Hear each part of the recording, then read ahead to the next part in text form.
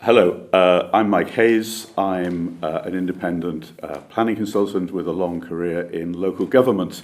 And with me is Jo Negrini, the Chief Executive of the London Borough of Croydon, who has just had an amazing response to her presentation and Q&A around putting the heart and soul into planning. Jo, you've come up with a very thoughtful and a very passionate piece around how you're doing regeneration in Croydon.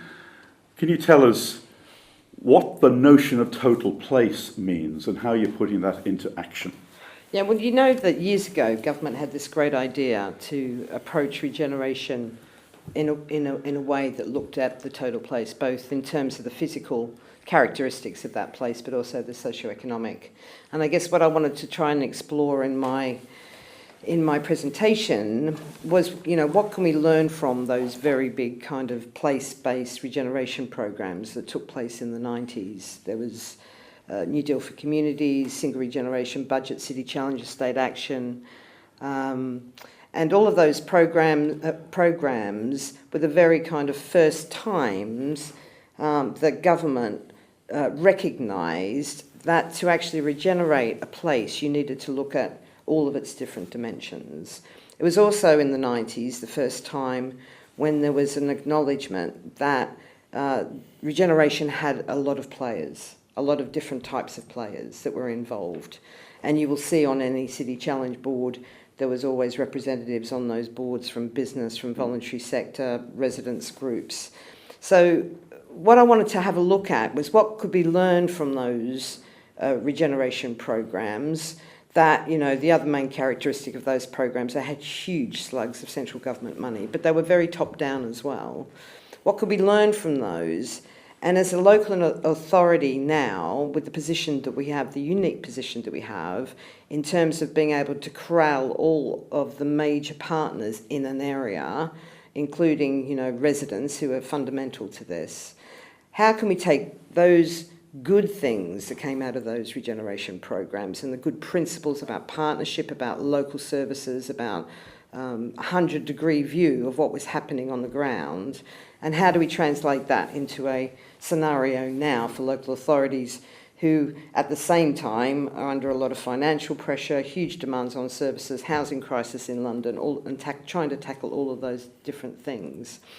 And what we're looking at is how do we, our local plan has a section of it that looks specifically at the unique qualities of our 16 different places within the borough. And there's a recognition in the work that was done by the planners that all of these different places have very different characteristics. They have different types of residents, they have different types of demographics, they have different types of housing. So they're all very unique, and that's the great thing about Croydon and London for that matter. It's all of these very unique, discrete places. And what we've done as a council is to work with our NHS partners and our Metropolitan Police partners to gather as much intelligence about those local areas as possible on the back of the work that we've done around the local plan and all of our work around all the evidence base for our local plan, to identify what are the things that are very important and what are the characteristics of those neighbourhoods and those places where we could start actually working really closely with residents, because I think the solution to sustainable regeneration is very much about looking at that total place view, that total view about not just the physical and the built environment, but also in terms of how we work very closely with those communities in those areas and really deliver the types of services they want us to deliver and to feel that they have a stake in terms of the improvement of their local area.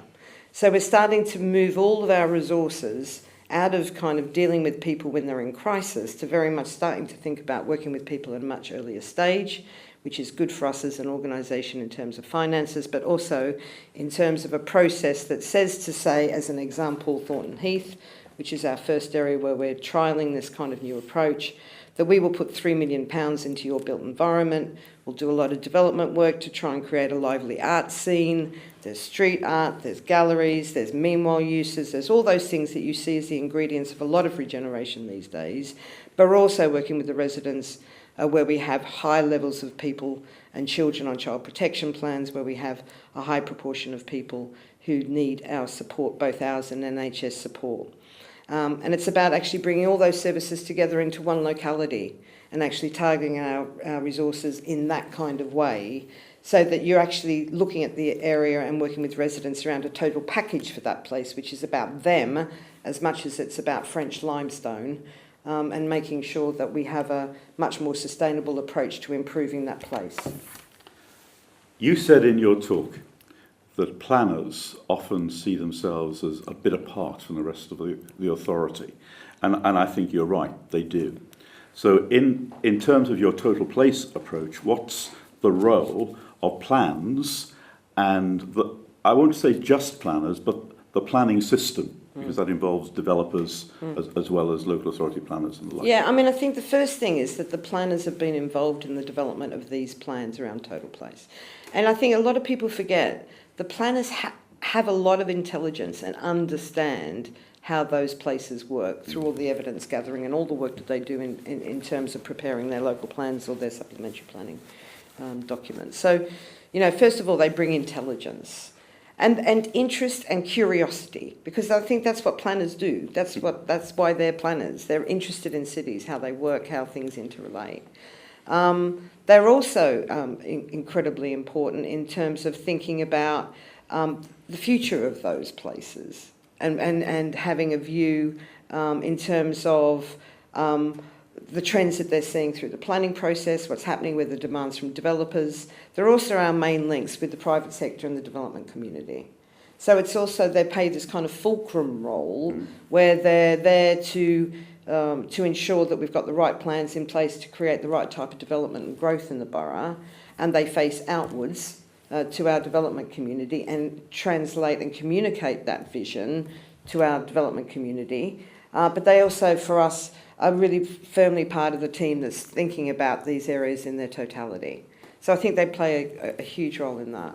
Okay, and finally, many of the people listening to this podcast will be folk who work in legal practices or planning consultancies or architectural practices working for pretty major developers.